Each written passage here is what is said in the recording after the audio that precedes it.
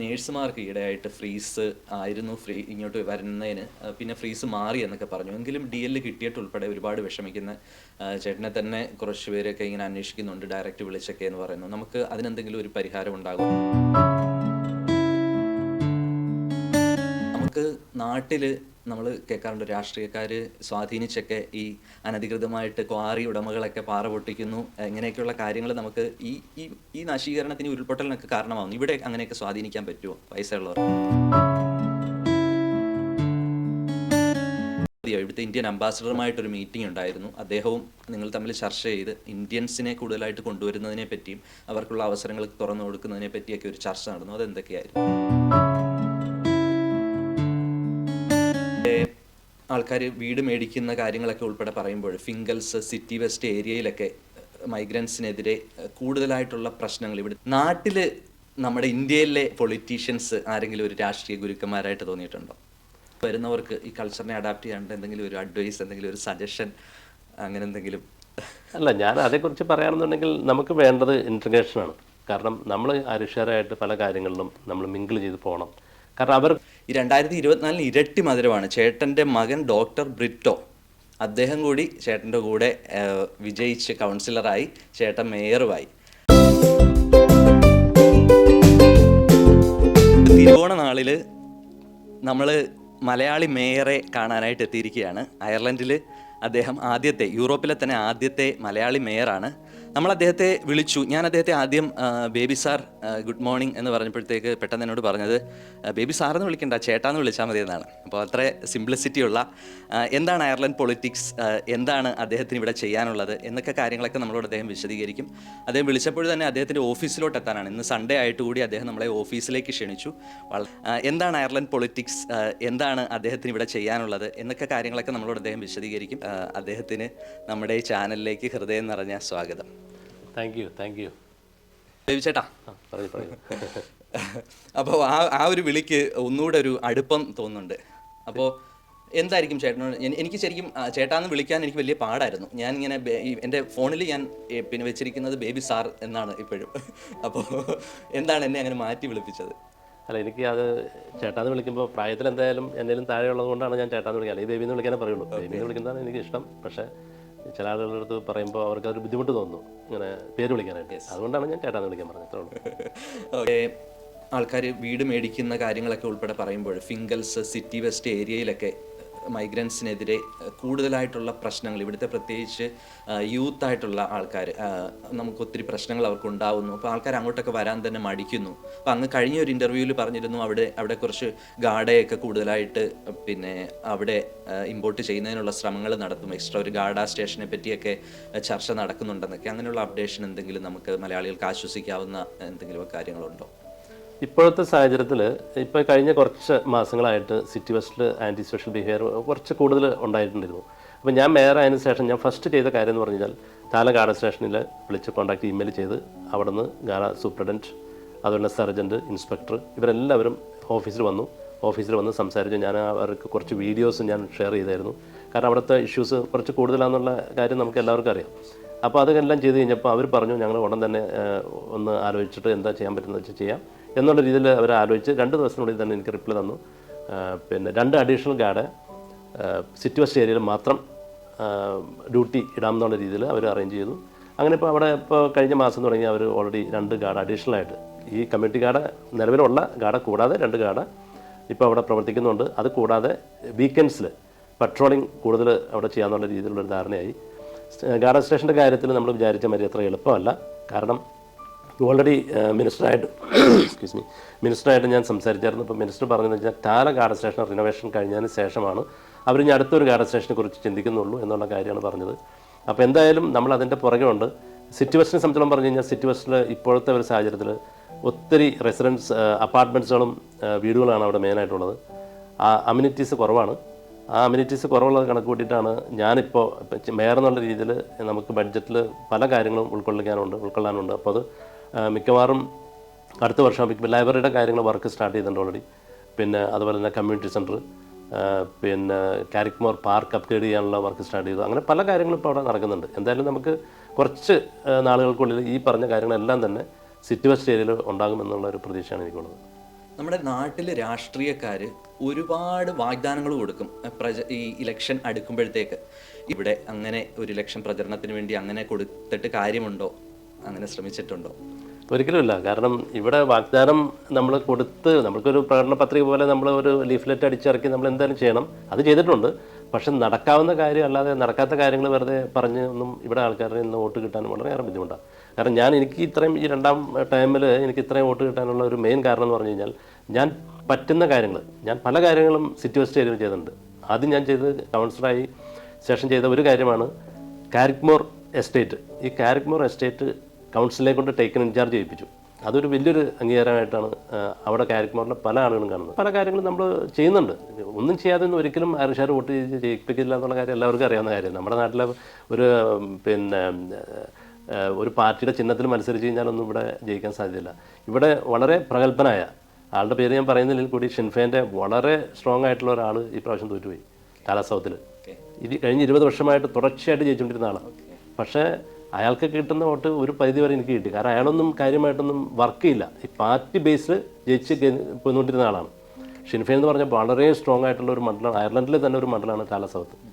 ആ സ്ഥാനത്ത് അവർ 3 പേരാണ് കഴിഞ്ഞ പ്രാവശ്യം ജയിച്ചത്. ആ സ്ഥാനത്ത് ഒരു പേരിൽ ഒതുങ്ങി, ഒറ്റ ആളെ ജയിച്ചോളൂ ഷിൻഫേൻ്റെ.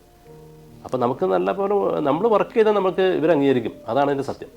നേഴ്സുമാർക്ക് ഈടെയായിട്ട് ഫ്രീസ് ആയിരുന്നു ഇങ്ങോട്ട് വരുന്നതിന്, പിന്നെ ഫ്രീസ് മാറി എന്നൊക്കെ പറഞ്ഞു. എങ്കിലും DL കിട്ടിയിട്ടുൾപ്പെടെ ഒരുപാട് വിഷമിക്കുന്ന ചേട്ടനെ തന്നെ കുറച്ച് പേരൊക്കെ ഇങ്ങനെ അന്വേഷിക്കുന്നുണ്ട്, ഡയറക്റ്റ് വിളിച്ചൊക്കെ എന്ന് പറയുന്നു. നമുക്ക് അതിനെന്തെങ്കിലും ഒരു പരിഹാരം ഉണ്ടാകും? ഒരു കാര്യം എന്ന് പറഞ്ഞാൽ DL കിട്ടിയിരിക്കുന്ന ഒത്തിരി ആളുകൾ ഇടയ്ക്ക് എന്നെയും കോൺടാക്ട് ചെയ്യാറുണ്ട്. ഇവിടെ ഇൻ്റർവ്യൂ വരുന്നില്ല, ഇൻ്റർവ്യൂ വന്ന ആൾക്കാരുടെ നീണ്ടുപോകുന്നു, പിന്നെ പ്ലേസ്മെൻ്റ് എല്ലാം നീണ്ടുപോകുന്നു എന്നുള്ള കാര്യത്തെക്കുറിച്ചൊക്കെ പറയാറുണ്ട്.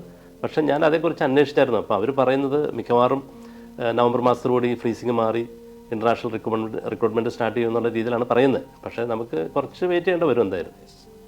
പിന്നെ നമ്മൾ ഇവിടുത്തെ എൻറ്റയർലി ഡിഫറെൻ്റ് ഒരു കൾച്ചറാണ്. ഇപ്പോൾ ചേട്ടനൊക്കെ ആണെങ്കിൽ ഇവിടെ വന്ന് അതിനോട് അഡാപ്റ്റ് ചെയ്ത് ഒക്കെയാണ് ഈ ലെവലിൽ വരെ എത്തിയത്. അങ്ങനെ അവർക്ക് കൊടുക്കാനുള്ള, പുതിയതായിട്ട് വരുന്നവർക്ക് ഈ കൾച്ചറിനെ അഡാപ്റ്റ് ചെയ്യാണ്ട് എന്തെങ്കിലും ഒരു അഡ്വൈസ്, എന്തെങ്കിലും ഒരു സജഷൻ?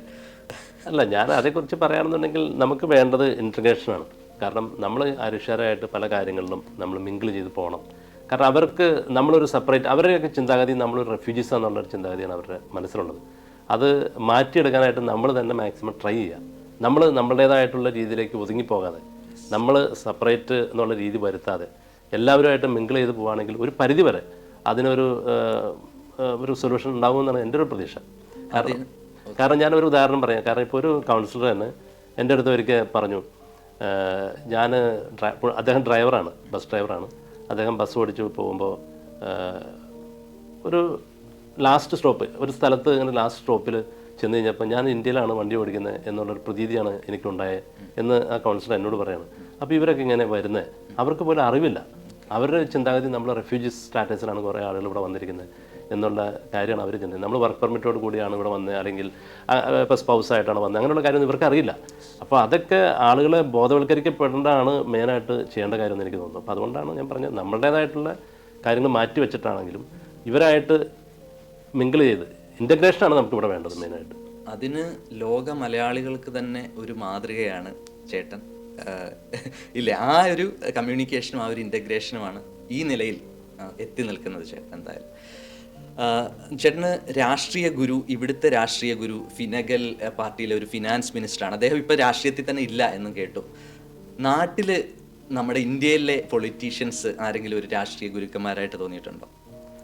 രാഷ്ട്രീയ ഗുരുക്കന്മാരായിട്ട് തോന്നുന്നു എന്ന് ഞാൻ പ്രത്യേകിച്ച് പറയുകയാണെങ്കിൽ എനിക്ക് പറയാൻ, എൻ്റെ ഫാദർ ഒരു കോൺഗ്രസ്സുകാരനായിരുന്നു. അദ്ദേഹം എ ഗ്രൂപ്പിൻ്റെ അത് ഒക്കെ എന്നോട് വളരെ താല്പര്യമുള്ള ഒരാളായിരുന്നു. അതുപോലെ തന്നെ ഉമ്മൻചാണ്ടി. ഉമ്മൻചാണ്ടിയെ പറ്റി ചേട്ടൻ പറയാതെ തന്നെ ഒരു ക്വസ്റ്റ്യൻ പറയാനിരിക്കുകയായിരുന്നു.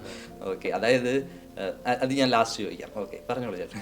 അപ്പോൾ ഉമ്മൻചാണ്ടി സാറായിട്ട് എനിക്ക് വളരെ താല്പര്യമുള്ള വ്യക്തി. ഞാനിവിടെ പുള്ളി അസുഖം സമയത്ത് ഞാൻ 1-2 പ്രാവശ്യമൊക്കെ പുള്ളി വിളിച്ചായിരുന്നു. പുള്ളിനെ വിളിച്ച് കഴിഞ്ഞപ്പോൾ പുള്ളി ഫോൺ എടുക്കുന്നത് തന്നെ വലിയൊരു ഇതായിരുന്നു. സൗണ്ട് ഇല്ല എങ്കിൽ കൂടി അദ്ദേഹം ഫോൺ എടുത്തു. അതൊക്കെ വലിയൊരു കാര്യമായിട്ട് എനിക്ക് തോന്നുന്നു. ഞാൻ അദ്ദേഹം മരിച്ച സമയത്ത്, അതിന് ശേഷം ഞാൻ അവിടെ പോയിരുന്നു. മരിച്ച സമയത്ത് ഞാൻ നാട്ടിലുണ്ടായിരുന്നു. അപ്പോൾ ഞാൻ അവിടെ പോവുകയും ചെയ്തായിരുന്നു ആ സമയത്ത്. മലയാളികൾ നമ്മൾ നാട്ടിൽ ശരിക്കും വോട്ട് പിടിക്കണമെന്നുണ്ടെങ്കിൽ നമ്മൾ നാട്ടിലെ പൊളിറ്റീഷ്യൻസ് ഒക്കെ മരിച്ച വീടുകളിൽ, വിവാഹ വീടുകളിൽ, അതായത് അവരുടെ ആ മണ്ഡലത്തിൽ ഏതൊക്കെ വീടുകളുണ്ടോ അവിടെ എല്ലാം കയറി ഇറങ്ങണം. അപ്പോൾ ശരിക്കും ജനങ്ങൾക്ക് ഉപകാരം ചെയ്യുന്നതിനേക്കാൾ ഉപരി അതുപോലുള്ള കാര്യങ്ങൾ ചെയ്യുന്നതിലാണ് അവർക്ക് കൂടുതൽ സമയം കണ്ടെത്തേണ്ടി വരുന്നത്. അങ്ങനെ എന്തെങ്കിലും ഇവിടെ ചെയ്യേണ്ട ആവശ്യമുണ്ടോ വോട്ട് കിട്ടാൻ? ഇവിടെ അങ്ങനെ മരണ വീട്ടിൽ അങ്ങനെ പോയി ഇറങ്ങിയൊന്നും അങ്ങനെ പ്രത്യേകിച്ചൊന്നും ചെയ്യേണ്ടതില്ല. പക്ഷേ നമ്മൾ അറിയുകയാണെങ്കിൽ, ഇപ്പം ചില ഏരിയകളിലൊക്കെ എന്നെ അറിയിക്കാറുണ്ട്, അവിടെ നമ്മളൊന്ന് പോകുന്നത് നല്ലതായിരിക്കും. അല്ലാതെ അതിന് വേണ്ടി നമ്മൾ സമയം ചിലവഴിച്ച് അങ്ങനെ പോകണമെന്നൊന്നും നിർബന്ധമൊന്നുമില്ല. ഇവിടുത്തെ രീതി അതല്ലല്ലോ. അതായത് നാച്ചുറലായിട്ട് നമ്മുടെ കാര്യങ്ങൾ ചെയ്തു പോകുന്ന കൂട്ടത്തിൽ ഇതൊക്കെ സംഭവിച്ചു പോകുന്നു. ഒരു പ്രത്യേക ഇന്റൻഷൻ അതിനുവേണ്ടി എടുക്കേണ്ട ആവശ്യമില്ല, ഇല്ലേ? ഇവിടെ ഷെഫിന്, ഹെൽത്ത് കെയർ, അങ്ങനെ പിന്നെ ഫാർമ, IT ഈ ഫീൽഡുകൾക്കൊക്കെയാണല്ലോ കൂടുതൽ ജോലി സാധ്യതയുള്ളത്. അപ്പോൾ അതൊക്കെ തന്നെയാണോ ഇപ്പോഴും നിലനിൽക്കുന്നത്? നമുക്ക് ഇന്ത്യൻ സ്റ്റുഡൻസിന് അങ്ങ് തന്നെ കഴിഞ്ഞ ഒരു ഇൻ്റർവ്യൂവിൽ പറയുന്നത് കേട്ടു, അങ്ങ് ഇന്ത്യൻ സ്ഥാനപതിയോ ഇവിടുത്തെ ഇന്ത്യൻ അംബാസഡറുമായിട്ടൊരു മീറ്റിംഗ് ഉണ്ടായിരുന്നു. അദ്ദേഹവും നിങ്ങൾ തമ്മിൽ ചർച്ച ചെയ്ത് ഇന്ത്യൻസിനെ കൂടുതലായിട്ട് കൊണ്ടുവരുന്നതിനെ പറ്റിയും അവർക്കുള്ള അവസരങ്ങൾ തുറന്നു കൊടുക്കുന്നതിനെ പറ്റിയൊക്കെ ഒരു ചർച്ച നടന്നു. അതെന്തൊക്കെയായിരുന്നു ആ ചർച്ച എന്ന് പറഞ്ഞു കഴിഞ്ഞാൽ? പിന്നെ മിനിസ്റ്റർ ഉണ്ടായിരുന്നു. അപ്പോൾ ഇപ്പോഴത്തെ കണ്ടീഷനിൽ ഏറ്റവും കൂടുതൽ ആളുകൾ വിദേശത്ത് നിന്ന് വരുന്ന ഇന്ത്യയിൽ നിന്നാണ്. വർക്ക് പെർമിറ്റ് ഉൾപ്പെടെ കൊടുക്കുന്നതും ഇന്ത്യക്കാർക്കാണ്.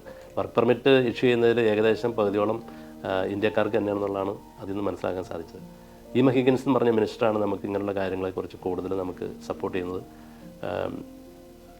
ഹിഗിൻസ് ഡിപ്പാർട്ട്മെൻറ്റ് ഓഫ് ട്രേഡ് എംപ്ലോയ്മെൻറ്റിൻ്റെ മിനിസ്റ്ററാണ്. പുള്ളിക്കാരിയാണ് കൂടുതൽ ഇങ്ങനെയുള്ള കാര്യങ്ങൾ നമുക്ക് പറഞ്ഞു തരുന്നതും. അതുകൂടാതെ ഇപ്പോൾ നിലവിലുള്ള കാലതാമസം, ഇപ്പോൾ വർക്ക് പെർമിറ്റും വിസയും ഒക്കെ ഒത്തിരി സമയം എടുക്കുന്നുണ്ട്. അത് ഒരു പ്ലാറ്റ്ഫോമിൽ കൊണ്ടുവരാനുള്ള നീക്കം നടക്കുന്നതെന്നുള്ള രീതിയിൽ പുള്ളിക്കാരി പറഞ്ഞായിരുന്നു. പ്രാബല്യത്തിലായിക്കൊണ്ടിരിക്കുന്നു. അതാണ് ആ കാര്യത്തെക്കുറിച്ച് എനിക്ക് പറയാനുള്ളത്.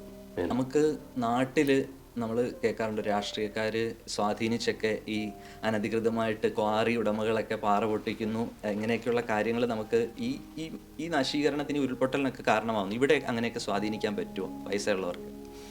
ഞാൻ പൂർണ്ണമായിട്ടും പറ്റില്ല എന്ന് ഞാൻ പറയില്ല. പക്ഷേ എങ്കിലും നമ്മുടെ നാട്ടിലുള്ള ആ ഒരു അവസ്ഥയല്ല ഇവിടെ. അന്ന് കറപ്ഷൻ നാട്ടിൽ ഇവിടെയുമായിട്ട് കമ്പയർ ചെയ്യുമ്പോഴത്തേക്ക് ഔട്ട് ഓഫ് 10 നാട്ടിലെ കറപ്ഷൻ, നമ്മുടെ ഒരു ഊഹം എത്ര ആയിരിക്കും? ഇവിടുത്തെ കറപ്ഷൻ ഔട്ട് ഓഫ് 10 എത്ര ആയിരിക്കും? നാട്ടിലെ നമ്മൾ കമ്പയർ ചെയ്യാൻ ഇവിടുത്തെ പറ്റത്തില്ല. പക്ഷേ എങ്കിലും നാട്ടിലെ വെച്ച് കമ്പയർ ചെയ്യുമ്പോൾ നമുക്ക് ഇവിടെ വളരെ കുറവാണ് കറപ്ഷൻ. താഴ്ന്ന ലെവലിലൊന്നും ഇവിടെ കറപ്ഷൻ ഇല്ല. പിന്നെ ചെറിയ രീതിയിലൊക്കെ കറപ്ഷൻ ഉണ്ടോയെന്ന് വെച്ചുകൊണ്ട് അത്രേ ഉള്ളൂ. കറപ്ഷനും പൊളിറ്റിക്സും ഒന്നുമില്ലാതെ ഒരു സ്ഥലങ്ങളും ഇല്ല. എങ്കിലും നമുക്ക് അത് കുറവാണെങ്കിൽ ഡെവലപ്മെന്റ് കൂടുതലുണ്ടാകും എന്നുള്ളതാണ് സത്യം. തീർച്ചയായിട്ടും. തിരുവോണം ആയതുകൊണ്ട് തന്നെ ഓണത്തെ പറ്റിയുള്ള ഒരു ക്വസ്റ്റ്യൻ വളരെ പ്രസക്തമാണ്. ഓണം കൗൺസിലർ ആയതിനു ശേഷവും മേയർ ആയതിനു ശേഷവും അതിനു മുമ്പൊക്കെയുള്ള ഇവിടുത്തെ ഓണം എങ്ങനെയായിരുന്നു? ഓണപരിപാടികൾക്കൊക്കെ പോകാറുള്ളൂ. ഞങ്ങളുടെ മലയാളം അസോസിയേഷൻ ഓണത്തിൻ്റെ പരിപാടി അന്നാളുണ്ടായിരുന്നു. ഇപ്പോൾ അത് മലയാളം നടത്തുന്നില്ല. ആ സമയത്തൊക്കെ ചെറിയ രീതിയിലൊക്കെ ഓണാഘോഷ പരിപാടികളൊക്കെ പോകാറുണ്ട്. കൗൺസിലർ ആയതിനു ശേഷം 2019 ഒരു 4-5 അസോസിയേഷൻ പരിപാടികളൊക്കെ പോയിട്ടുണ്ട്. 2024 പിന്നെ മേയർ ആയതിനു ശേഷം കഴിഞ്ഞ സാറ്റർഡേ തന്നെ ഒരു 4 പ്രോഗ്രാം അറ്റൻഡ് ചെയ്തു. അതിക്ക് മുമ്പ് ഒരു പ്രോഗ്രാം അറ്റൻഡ് ചെയ്തു. ഇനി 21-ാം തീയതി ഈ വരുന്ന സാറ്റർഡേ 2 പ്രോഗ്രാമുണ്ട്. അതിനുശേഷം 28-ാം തീയതി ഉണ്ട്. അപ്പോൾ അങ്ങനെ നല്ല തിരക്കായിട്ട് പോകുന്നത്. അപ്പോൾ പ്രത്യേകിച്ച് പറഞ്ഞാൽ ശരിയായിട്ടുള്ള രീതിയിൽ പറയുകയാണെങ്കിൽ പ്രവാസികളാണ് ഓണം ആഘോഷിക്കുന്നത് ശരിക്കും. കാരണം ഓണത്തിന് 2 ആഴ്ച മുമ്പും ഓണത്തിന് 2 ആഴ്ച ശേഷവും പ്രവാസികൾ ഓണം ആഘോഷിച്ചുകൊണ്ടിരിക്കുകയാണ്. അഭിനന്ദനങ്ങൾ. എനിക്ക് പറഞ്ഞറിയിക്കാൻ വാക്കുകളില്ല. ഒത്തിരി സന്തോഷം തോന്നിയതാണ്. അങ്ങയുടെ കഠിനാധ്വാനവും ആത്മാർത്ഥതയും. നമ്മളൊക്കെ പലരും പിന്മാറുന്നു. പല ന്യൂസുകൾ കേൾക്കുമ്പോൾ തന്നെ നമ്മളെ അവർ കുറച്ചാണോ കാണുന്നത്, നമുക്ക് അകന്നു നിൽക്കാം. ആ ഒരു സമീപനം മാറ്റി മലയാളികൾക്ക് മൊത്തത്തിൽ, ലോക മലയാളികൾക്ക് മാതൃകയായ അങ്ങ് ഇനിയും ഉയരങ്ങളിലേക്ക് എത്തട്ടെ എന്നുള്ള എല്ലാ ആശംസകളും അറിയിച്ചുകൊണ്ട് ഐറിഷ് ടുഡേയിൽ ഇന്ന് ഞങ്ങൾക്ക് ഇങ്ങനെ ഒരു അവസരം തന്നതിന് ഒരുപാട് നന്ദി. Thank you so much. അത് എന്ത് ജോലിയായിരുന്നു ചേട്ടൻ? ഞാൻ സ്റ്റാർട്ട് ചെയ്യുന്നത് ഒരു A1 കോസ്മെറ്റിക്സ് അയർലൻഡ് എന്ന് പറഞ്ഞൊരു കമ്പനിയുടെ റെപ്പായിട്ടാണ് എൻ്റെ. ശരിക്കും ചേട്ടന് ഇവിടെ 2009 ഫസ്റ്റ് മത്സരിച്ചിരുന്നു അല്ലേ കൗൺസിലറായിട്ട്? അതിനുശേഷം 2019 മത്സരിച്ചു. 2009 നമുക്ക് ഒരു ചെറിയ പരാജയം, 65 വോട്ടോളം അല്ലേ, ചെറിയ പരാജയം നേരിടേണ്ടി വന്നു. No one puts baby in the corner. അതായത് അത് എൻ്റെ പേര് ബേബി എന്നായതുകൊണ്ട് അതൊരു സ്ലോഗൻ ഉണ്ടാക്കിയതാണ്. നമുക്കിവിടെ സ്റ്റുഡൻസിന് ഇപ്പോൾ വന്ന സ്റ്റുഡൻസിനൊക്കെ പോലും നമുക്ക് വോട്ട് ചെയ്യാം എന്നുള്ളൊരു ഇത് മനസ്സിലാക്കി. അതുപോലെ ഇവിടെ കറപ്ഷന് ചാൻസ് ഉണ്ടോ ഇതുപോലെ തപാൽ വോട്ടുകളൊക്കെ ഉള്ളത് കൊണ്ട്? ഞാൻ അയർലൻഡിൽ വരുമ്പോൾ ഒരു കൗൺസിലർ ആവാമെന്നോ അല്ലെങ്കിൽ കൗൺസിലർ ആയതിനു ശേഷം ഒരു മേയർ ആവുന്നോ, ഒരു ഡെപ്യൂട്ടി മേയർ ആവാൻ പോലും ഞാൻ പ്രതീക്ഷിച്ചിരുന്ന ഒരാളല്ല. അന്ന് തന്നെ പറഞ്ഞ ഒരു പേരാണ് ഉമ്മൻചാണ്ടി. അങ്ങനെ വിളിച്ചിട്ടുണ്ടെന്നുള്ളത് അദ്ദേഹം പറഞ്ഞ ഒരു കാര്യം എന്നെ സ്ട്രൈക്ക് ചെയ്തത്, നമ്മൾ ഒരിക്കലും ഒരു നേതൃസ്ഥാനവും ആഗ്രഹിക്കേണ്ട, ഒരു ഉയരങ്ങളും ആഗ്രഹിക്കേണ്ട, ജനങ്ങൾക്ക് വേണ്ടി 100% പ്രവർത്തിക്കുക, അവർ നമ്മളെ ഉയർച്ചയിൽ എത്തിച്ചോളൂ. അപ്പോൾ അതാണോ അങ്ങയുടെയും വിജയത്തിൻ്റെ കാരണം?